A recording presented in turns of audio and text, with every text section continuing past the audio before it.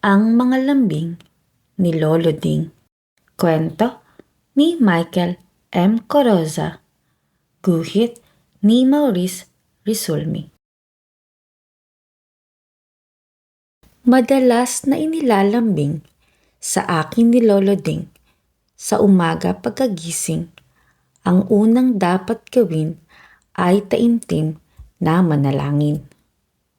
Dapat daw kasing ipagpasalamat ang muling pagmulat at pagngiti ng araw habang kasabay kong humihikap ang mga bulaklak at nag-iinat ang mga sanga at pumupot-pot na ang magpapandisal sa kalsada. Pagkatapos magbanyo at magmumog, madalas na inilalambing ni Lolo Ding bumati ng isang magandang umaga na may kasamang ngiti, yakap at halik kina tatay at nanay, pati na rin kina ate at kuya.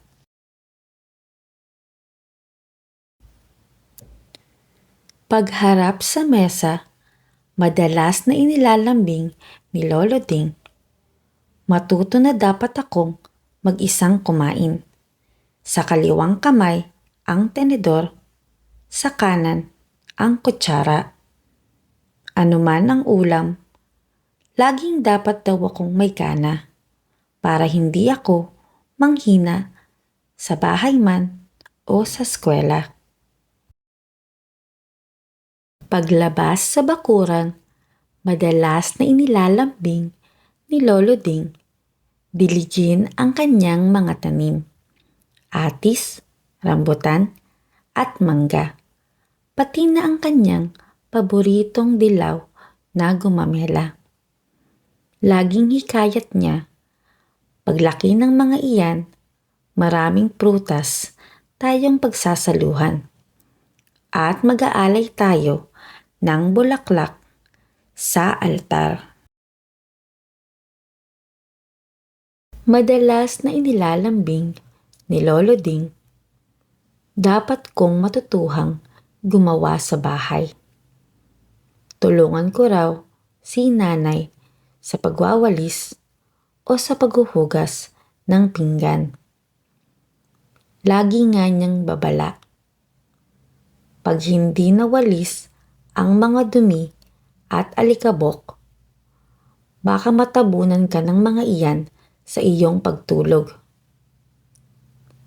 Ang mga baso at pinggan, pag hindi nahugasan, baka magtampo at maglayas at wala ka nang maiinuman o makakainan. Pag nakikipaglaro ako sa mga bata sa kapitbahay o sa paaralan, madalas na inilalambing ni Lolo Ding na huwag akong mga away o makikipag-away.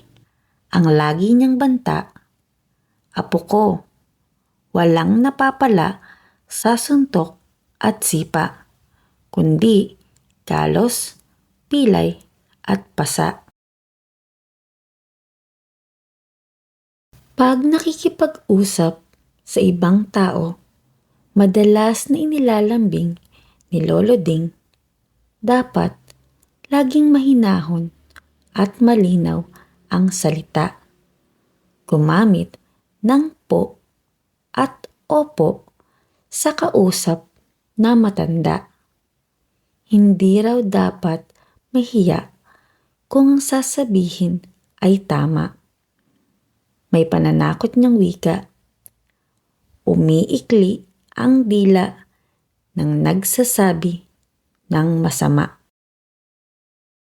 Madalas na inilalambing ni Lolo Ding na mag-aral akong mabuti. Matalinhaga niyang binibigkas, may hiwaga ang lupa na dapat mong maunawa. At making ang mga bituin ay may ibig sabihin. Tuwing hapong umuwi ako buhat sa eskwela, tulad ng madalas niyang inilalambing, agad na nagmamano ako kay Lolo Ding na masayang-masayang sumasalubong sa akin. Isang hapon, labis akong nagtaka nang hindi ko siya makita. Sabi ni Kuya, nahilo at nahirapan daw huminga si Lolo Ding. Kaya't isinugod ni na tatay at nanay sa ospital.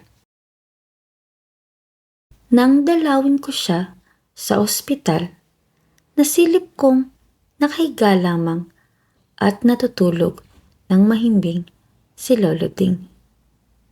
May nakapasok na kung anong tubo sa kanyang bibig.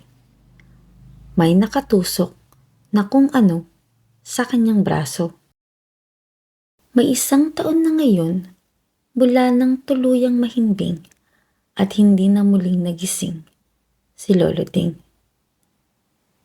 Nang tabunan ng lupa ang kanyang kabaong, may tila narinig akong bulong. Walang hindi nagbabalik sa lupa. Nang unang gabing, hindi ko na siya katabi sa higaan.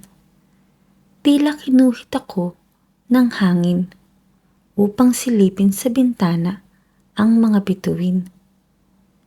Kikindat-kindat sila na parang may ibig sabihin. Narito ang iyong Lolo Ding, payapang nahihimbing sa piling namin. May alay ako ngayong pumpon na dilaw na gumamela sa puntod ni Lolo Ding.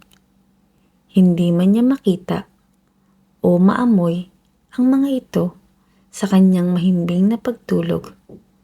Ang higit na mahalaga ay hindi ko siya nalilimot. Dahil noong kapiling ko pa siya, madalas niyang inilalambing. Magpakabait ka, apo ko, at lagi mo akong alalahanin.